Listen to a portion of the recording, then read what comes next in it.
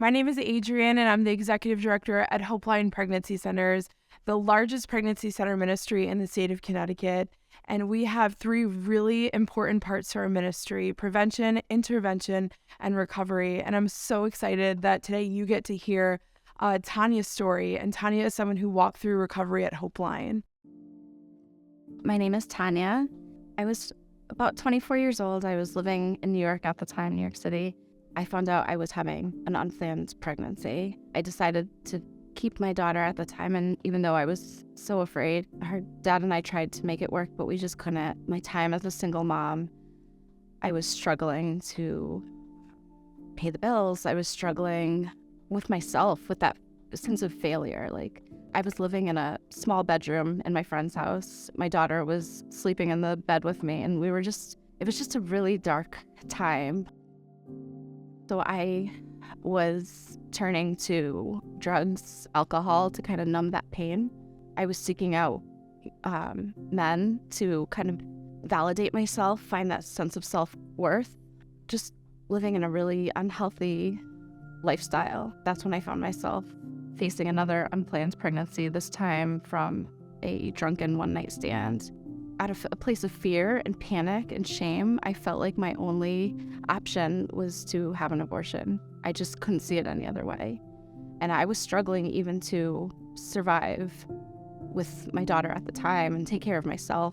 So I just couldn't face bringing another child into our already chaotic life.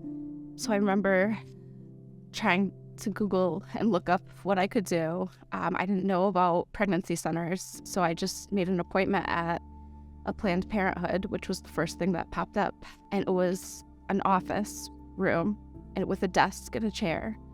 And I was sitting in the room, and it felt more like an interview. It didn't feel like a doctor's office at all. And I remember just being so afraid, feeling so alone. And I just felt like that was the only option. And then I just moved on. I pretended like it didn't happen. I didn't tell anybody. I didn't talk about it. I continued to drink, do drugs to numb the pain. It wasn't until a few months later when I met my now husband. He started inviting me to church. I remember sitting in a service one day and the song "Who You Say I Am" played. And I just started bawling my eyes out. It was at that moment that I accepted Jesus. So for so long, I had been hiding. Like, I hadn't told anybody about this secret. I was afraid to share it with my husband. I was afraid to share it with my family, with my friends.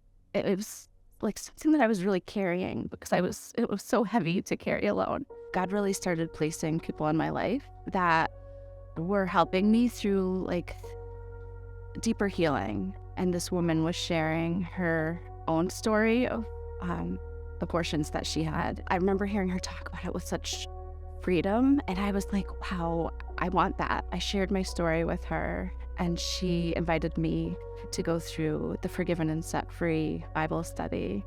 I was really hesitant at first, but I felt God pushing me to go deep. But when I started going through the Bible study, I was reading God's truth over myself about being washed clean and being these new creations. It was like it became real to me. I was able to open my heart and accept his forgiveness and forgive myself. God met me and like pulled me out of this dark place that I was. I'm just so thankful for the people God's placed in my life that's led me to things like Hopeline, being able to find out about Hopeline, find out about what they offer and all the different Bible studies. It's just been amazing to see how he's brought, this beauty from ashes, and what the enemy wanted to just use to destroy me, he turned it into something so beautiful that I can now, share my story with other women who are in that dark place.